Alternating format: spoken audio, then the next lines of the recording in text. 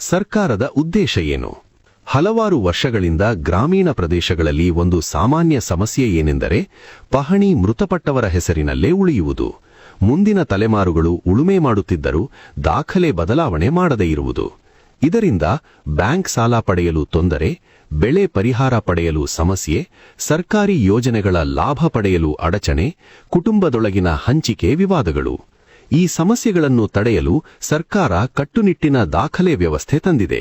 ಯಾರು ನಿಜವಾದ ವಾರಸುದಾರರು, ಆಸ್ತಿಯ ಮೇಲೆ ಯಾವುದೇ ಸಾಲವಿದೆಯೇ, ಬೇರೆ ಯಾರಾದರೂ ಹಕ್ಕು ಹೇಳುವ ಸಾಧ್ಯತೆ ಇದೆಯೇ, ಇವೆಲ್ಲವನ್ನೂ ಸ್ಪಷ್ಟಪಡಿಸಲು ಹೊಸ ನಿಯಮಗಳು ಸಹಾಯ ಮಾಡುತ್ತವೆ. ಏಕ್ ಕಾನೂನುಬದ್ಧ ಭದ್ರತೆ. ಒಮ್ಮೆ ಮ್ಯೂಟೇಷನ್ ಪ್ರಕ್ರಿಯೆ ಪೂರ್ಣಗೊಂಡು ನಿಮ್ಮ ಹೆಸರಿನಲ್ಲಿ ದಾಖಲೆ ಬದಲಾಗಿದ್ರೆ ಭವಿಷ್ಯದಲ್ಲಿ ಕೋರ್ಟ್ ಪ್ರಕರಣ ಅಥವಾ ಹಕ್ಕು ವಿವಾದ ಕಡಿಮೆ ಆಗ್ತದೆ. 2. ಬ್ಯಾಂಕ್ ಸಾಲ ಸುಲಭ. ಜಮೀನು ನಿಮ್ಮ ಹೆಸರಿನಲ್ಲಿದ್ದರೆ ಕೃಷಿ ಸಾಲ, ಗೃಹ ಸಾಲ ಅಥವಾ ಇತರೆ ಆರ್ಥಿಕ ನೆರವು ಪಡೆಯಲು ಸುಲಭವಾಗ್ತದೆ. 3. ಸರ್ಕಾರಿ ಯೋಜನೆಗಳ ಲಾಭ. ಬೆಳೆ ವಿಮೆ, ಪರಿಹಾರ ಯೋಜನೆ, ಪಿಎಂ ಕಿಸಾನ್ ಸೇರಿದಂತೆ ವಿವಿಧ ಯೋಜನೆಗಳಿಗೆ ನೇರ ಲಾಭ ಪಡೆಯಲು ದಾಖಲೆ ಸರಿಯಾಗಿರಬೇಕು. 4. ಕುಟುಂಬದ ಒಳಗಿನ ಸ್ಪಷ್ಟತೆ. ವಂಶವೃಕ್ಷ ಹಾಗೂ ದಾಖಲೆಗಳ ಆಧಾರದ ಮೇಲೆ ಹಂಚಿಕೆ ಸ್ಪಷ್ಟವಾಗ್ತದೆ. ಮುಂದಿನ ತಲೆಮಾರಿಗೆ ಗೊಂದಲ ಕಡಿಮೆಯಾಗ್ತದೆ. ಎದುರಾಗುವ ಸವಾಲುಗಳು. 1. ಹಳೆಯ ದಾಖಲೆಗಳ ಕೊರತೆ. ಬಹುತೇಕ ಕುಟುಂಬಗಳಲ್ಲಿ ಹಳೆಯ ಮಾರಾಟ ಪತ್ರ ಅಥವಾ ವಿಭಜನಾ ಪತ್ರ ಇಲ್ಲದಿರುವುದು ಸಾಮಾನ್ಯ. ಇದರಿಂದ ಪ್ರಕ್ರಿಯೆ ವಿಳಂಬವಾಗಬಹುದು. 2. ಕುಟುಂಬದೊಳಗಿನ ಅಸಮ್ಮತಿ. ಒಬ್ಬ ವಾರಸುದಾರ ಅರ್ಜಿ ಹಾಕಿದಾಗ ಇತರರು ಆಕ್ಷೇಪಣೆ ಸಲ್ಲಿಸುವ ಸಾಧ್ಯತೆಯಿದೆ. ಇದು ಕಾನೂನು ಹಾದಿಗೆ ದಾರಿ ಮಾಡಬಹುದು. 3. ದಾಖಲೆಗಳಲ್ಲಿನ ವ್ಯತ್ಯಾಸ. ಹೆಸರಿನ ಸ್ಪೆಲ್ಲಿಂಗ್ ವ್ಯತ್ಯಾಸ, ಸರ್ವೆ ನಂಬರ್ ತಪ್ಪು, ವಿಸ್ತೀರ್ಣ ವ್ಯತ್ಯಾಸ ಇವುಗಳನ್ನು ಸರಿಪಡಿಸಲು ಸಮಯ ಬೇಕಾಗ್ತದೆ. ಅತಿಕ್ರಮಣ ಇದ್ದರೆ ಹೇಗೆ ಎದುರಿಸಬೇಕು? ಒಂದು ವೇಳೆ ನಿಮ್ಮ ಪೂರ್ವಜರ ಜಮೀನು ಮೇಲೆ ಬೇರೆ ಯಾರಾದರೂ ಅಕ್ರಮವಾಗಿ ವಶಪಡಿಸಿಕೊಂಡಿದ್ರೆ ಮ್ಯೂಟೇಷನ್ ಮಾತ್ರ ಸಾಕಾಗುವುದಿಲ್ಲ. ಮೊದಲು ದಾಖಲೆಗಳ ಆಧಾರದಲ್ಲಿ ನಿಮ್ಮ ಹಕ್ಕು ಸಾಬೀತುಪಡಿಸಬೇಕು. ಕಾನೂನು ನೋಟಿಸ್ ಕಳುಹಿಸಬೇಕು. ಅಗತ್ಯವಿದ್ದರೆ ಸ್ವಾಧೀನ ದಾವಾ ಹೂದಬೇಕು. ನ್ಯಾಯಾಲಯದ ಆದೇಶ ಬಂದ ನಂತರವೇ ಸಂಪೂರ್ಣ ಹಕ್ಕು ದೊರೆಯುತ್ತದೆ.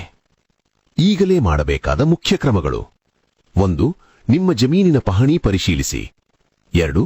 ಮೂಲ ಹಕ್ಕುಪತ್ರಗಳನ್ನು ಸಂಗ್ರಹಿಸಿ. 3. ಋಣಭಾರ ಪ್ರಮಾಣಪತ್ರ ಪಡೆದುಕೊಳ್ಳಿ. 4.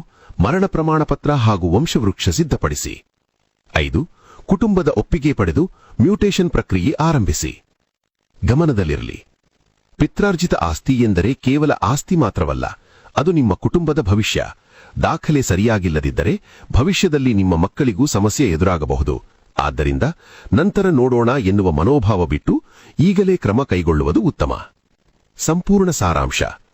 ನಿಮ್ಮ ಪಿತ್ರಾರ್ಜಿತ ಆಸ್ತಿಯನ್ನು ಸುರಕ್ಷಿತವಾಗಿ ನಿಮ್ಮ ಹೆಸರಿಗೆ ಮಾಡಿಕೊಳ್ಳಲು ಏನು ಮಾಡಬೇಕು? ಇಡೀ ವಿಷಯವನ್ನು ಸರಳವಾಗಿ ಹೇಳುವುದಾದರೆ, ಕೇವಲ ಪಹಣಿ ನಿಮ್ಮ ತಂದೆ, ತಾತ ಅಥವಾ ಮುತ್ತಾತನ ಹೆಸರಿನಲ್ಲಿ ಇದೆ ಎಂಬ ಕಾರಣಕ್ಕೆ ಆಸ್ತಿ ಸ್ವಯಂವಾಗಿ ನಿಮ್ಮದಾಗುವುದಿಲ್ಲ. ಕಾನೂನುಬದ್ಧ ದಾಖಲೆಗಳು ಮತ್ತು ಸರಿಯಾದ ಪ್ರಕ್ರಿಯೆ ಅತ್ಯಗತ್ಯ. ಅಂತಿಮವಾಗಿ ಗಮನದಲ್ಲಿರಬೇಕಾದ 5 ಮುಖ್ಯ ಅಂಶಗಳು. 1. ಮೂಲ ಹಕ್ಕುಪತ್ರಗಳ ಪರಿಶೀಲನೆ. ಮಾರಾಟ ಪತ್ರ, ದಾನಪತ್ರ, ವಿಭಜನ ಪತ್ರ ಇದ್ದರೆ ಸಂಗ್ರಹಿಸಿ. 2. ಪಹಣಿ ಆರ್ಟಿಸಿ ಪರಿಶೀಲನೆ. ಸರ್ವೆ ನಂಬರ್, ವಿಸ್ತೀರ್ಣ, ಉಳುಮೆ ವಿವರ ಸರಿಯಾಗಿದೆಯೇ ನೋಡಿ. 3. ಋಣಭಾರ ಪ್ರಮಾಣಪತ್ರ ಇಸಿ. ಆಸ್ತಿಯ ಮೇಲೆ ಸಾಲ ಅಥವಾ ಮಾರಾಟ ಇತಿಹಾಸವಿದೆಯೇ ಖಚಿತಪಡಿಸಿಕೊಳ್ಳಿ. 4. ಮರಣ ಪ್ರಮಾಣಪತ್ರ ಮತ್ತು ವಂಶವೃಕ್ಷ. ನೀವು ಕಾನೂನುಬದ್ಧ ವಾರಸುದಾರರೆಂಬುದನ್ನು ದೃಢಪಡಿಸಿ.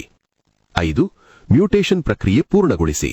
ತಹಸೀಲ್ದಾರ್ ಕಚೇರಿಯಲ್ಲಿ ಖಾತೆ ಬದಲಾವಣೆ ಮಾಡಿ ನಿಮ್ಮ ಹೆಸರನ್ನು ಅಧಿಕೃತ ದಾಖಲೆಗಳಲ್ಲಿ ಸೇರಿಸಿ. ಯಾವ ಸಂದರ್ಭಗಳಲ್ಲಿ ಕಾನೂನು ಸಲಹೆ ಕಡ್ಡಾಯ? ಕುಟುಂಬದೊಳಗೆ ಹಂಚಿಕೆ ವಿವಾದವಿದ್ದರೆ, ಆಸ್ತಿಯಲ್ಲಿ ಅತಿಕ್ರಮಣ ನಡೆದಿದ್ದರೆ, ದಾಖಲೆಗಳಲ್ಲಿ ದೊಡ್ಡ ವ್ಯತ್ಯಾಸವಿದ್ದರೆ, ವಾರಸುದಾರರ ನಡುವೆ ಒಪ್ಪಂದವಾಗದಿದ್ದರೆ, ಇಂತಹ ಸಂದರ್ಭಗಳಲ್ಲಿ ಅನುಭವಿಯಾದ ವಕೀಲರ ಸಲಹೆ ಪಡೆಯುವುದು ಉತ್ತಮ.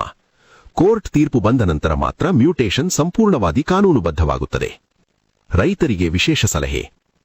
ಬಹುತೇಕ ರೈತರು ಜಮೀನು ನಮ್ಮದೇ ಇದೆ, ಉಳುಮೆ ಮಾಡುತ್ತಿದ್ದೇವೆ ಸಾಕು ಎಂದು ನಿರ್ಲಕ್ಷ್ಯ ಮಾಡುತ್ತಾರೆ. ಆದರೆ ದಾಖಲೆ ಸರಿಯಾಗಿಲ್ಲದಿದ್ದರೆ 1. ಬ್ಯಾಂಕ್ ಸಾಲ ಸಿಗುವುದಿಲ್ಲ. 2. ಬೆಳೆ ಪರಿಹಾರ ತಡವಾಗಬಹುದು. 3. ಸರ್ಕಾರಿ ಯೋಜನೆಗಳ ಲಾಭ ತಪ್ಪಬಹುದು. 4. ಮುಂದಿನ ತಲೆಮಾರಿಗೆ ಕೋರ್ಟ್ ಸಮಸ್ಯೆ ಎದುರಾಗಬಹುದು.